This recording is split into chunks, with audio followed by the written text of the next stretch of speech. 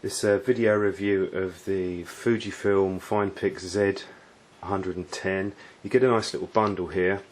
There's a case for the camera with a magnetic closing, a colour coordinated card and the camera itself. There's a strap, and you get a USB cable with a plug adapter, so you have to charge the battery in the camera.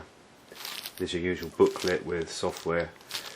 Onto the camera. It's quite a simple camera. You just push down the front here and it turns it on.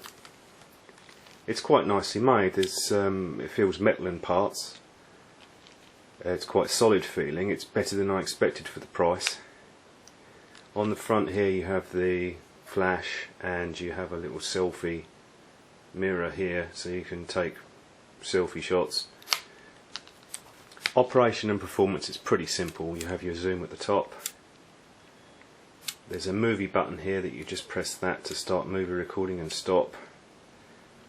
Menus, very much standard for an entry-level camera. You can adjust certain scene modes, natural light. There's quite a lot of different scene modes. There's also a sort of selfie mode as well, and a sweep panoramic. So it's usual par for the course for cameras like this. You do have some control over the camera with regards exposure,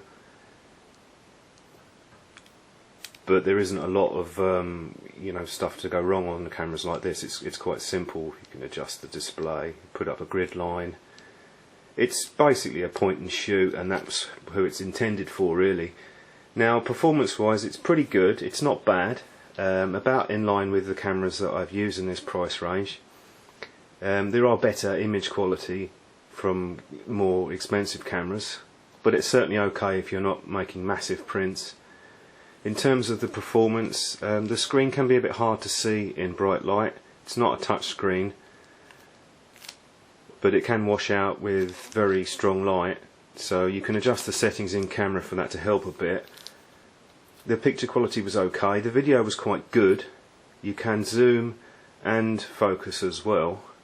In low light the focus can be a bit hit and miss, so as you don't have an autofocus assist lamp, this is a self-timer lamp. It doesn't shine on the subject at night or in low light, so just look for a higher contrast subject. For example, if you're in sort of a pub or something like that, try and focus on something that's more illuminated. So it's about average for cameras like that. You do get better focusing on normal cameras.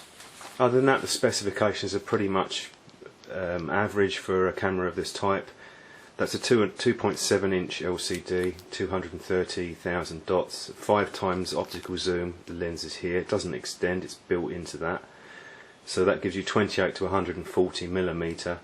You've got your usual scene modes. There's about 16, I think, and flash and macro. Overall, it's pretty good for the money. I think it's a good deal and a bit of a bargain for the package. As long as you're not ultra fussy with regards to image quality and expecting too much, I think for the asking price and for the person that I got it for, it's exactly really what they're looking for. Something small, compact, and a little package that takes reasonably decent pictures.